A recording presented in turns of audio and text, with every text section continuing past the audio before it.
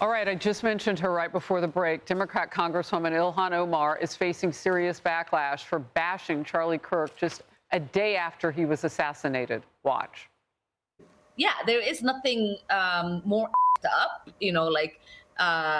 than to completely pretend that his words and actions have not been recorded and in existence for the last decade or so. These people are full of shit, and it's important for us to call them out while we feel anger and sadness and, Yes. and have empathy. There's nothing more blank up, Laura. There's nothing more than that. I mean, this is unbelievable. And there's more. But Omar is now pushing back on any criticism of what she said. Here's a quote. "While I disagreed with Charlie Kirk vehemently about his rhetoric, my heart breaks for his wife and children. I don't wish violence on anyone. My faith teaches me the power of peace, empathy, and compassion." Really? Right-wing accounts trying to spin a false story when I condemned his murder multiple times is fitting for their agenda to villainize the left, to hide from the fact that Donald Trump gins up hate on a daily basis. Republicans in Congress are refusing to let her get away with it.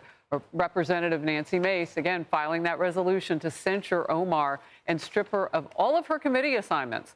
Congressman Buddy Carter supports the move, and here's what he told Fox News Digital. "No one who justifies the assassination of someone with different political views than them deserves to sit on a committee." And Ilhan Omar openly used language that incites violence toward her political opponents. Committees are for serious lawmakers, not hate-spewing politicians. And now President Trump is backing the resolution as well. Watch. Ilhan Omar, after his assassination, called Charlie Kirk a reprehensible human being. Should she be stripped of her committee assignments? I would say, I think she's a disgraceful person. I think she's a disgraceful person, a loser. It's amazing the way people vote. I know it's people from her area, maybe of the world. I don't know. They got here and they vote her in. It's hard to believe, but I think she's a disgusting person. Laura? She is a disgusting person. Anyone who doesn't wholeheartedly come out and say this is wrong and should never happen to anyone in America is disgusting. We were talking during the break, Smug, you were mentioning, the reason that I think a lot of this has kind of festered on the left and within the Democrat Party, they don't seem to be able to call it out for what it is because there's a complete lack of leadership in this party. Why hasn't someone from their party come out, Harris, and said strongly, get up and do a press conference about this and say, we all need to be on board with condemning this and saying this is never acceptable in the United States of America. It is unbelievable that somebody can say that. But I think a lot of these people now are just trying to, hold on to their followers or the people who support them. They don't want to upset these people. Someone was murdered in cold blood. And this is the response we get from a sitting member of Congress. Absolutely strip her of all of her privileges in Congress there. You ask the question of the day. Why not one Democrat, not even one, give a news conference and say this is not okay, this is not who we are, we can find out how to win? You know why? Because they don't think they can win. That's probably right. And they're so used to losing now that maybe they're right. Yeah. Smug. We discussed this, again, on our Upset or Ruthless that came out today. The reason for this kind of lack of leadership on the Dems, they're scared of their grassroots. When their constituents are telling them, we want blood, we want violence, it's or time communism. to act. Yeah. They're willing to do anything, and none of them are willing to speak up because they're scared of their grassroots. And then further, you're seeing Ilhan Omar. She knows what she's doing. She knows what she's doing. Her base wants that kind of viciousness, that dehumanization of conservatives, which is how we got in this place. Yeah, and you agree with that. You just said, yeah, she knows what she's doing. Yeah, look, she posted a video. Like, we just played some of her remarks. I can't read what was in this video that she posted. If you want to read it, you can go on Nancy Mace's Twitter feed, and she has the resolution, and it lists out everything said in this video about Charlie Kirk. But just to note how bad this video was, the video a sitting Congresswoman posted called him a reprehensible human being, a stochastic terrorist, and it went on and on and on to blame him for his own assassination. This is absolutely appalling. And when you look at the censure list, there have been 28 members of the House censured going back to 2000. And there are some bad actors on there. That's how I'll describe them, like Jamal Bowman, who pulled the fire alarm, Al Green for disrupting a joint session. You got Rashida Tlaib on there for false narratives regarding the Hamas attack on Israel, Adam Schiff. You got a bunch of bad actors.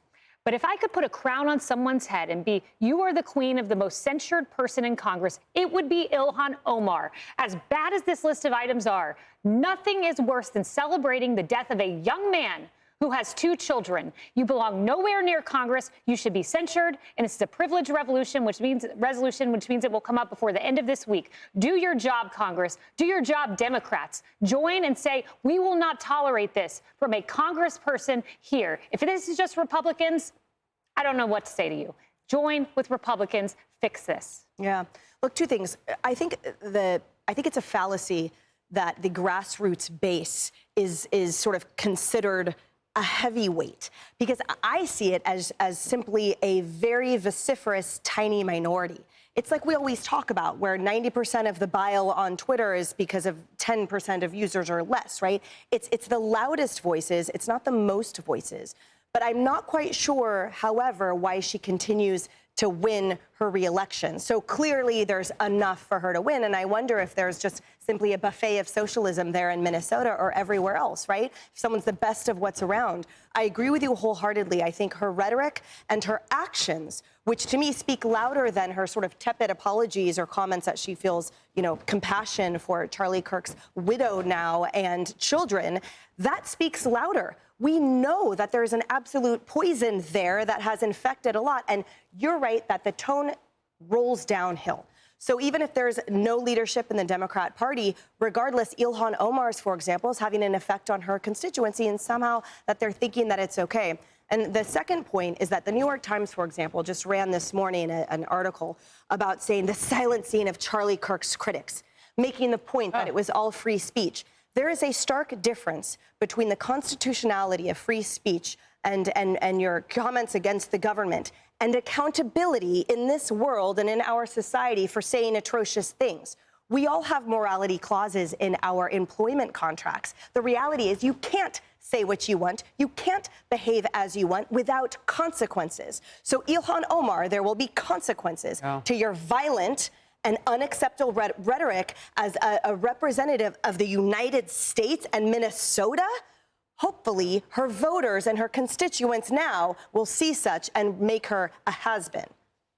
Yeah, I mean, Kaylee, you said something that made me think she does know what she's doing. And how do we know? Because she's been down this road before. When she made all those anti-Semitic, and she was censured for what she said, that Jewish hate that she expressed. Even then, it didn't stop her because she knows how to work the system and get out of it and hopefully get a few people on her side, because ultimately she wants to be seen as a victim. Hey everyone, I'm Emily Campagno. Catch me and my co-hosts Harris Faulkner and Kaylee McEnany on Outnumbered every weekday at 12 p.m. Eastern, or set your DVR. Also, don't forget to subscribe to the Fox News YouTube page for daily highlights.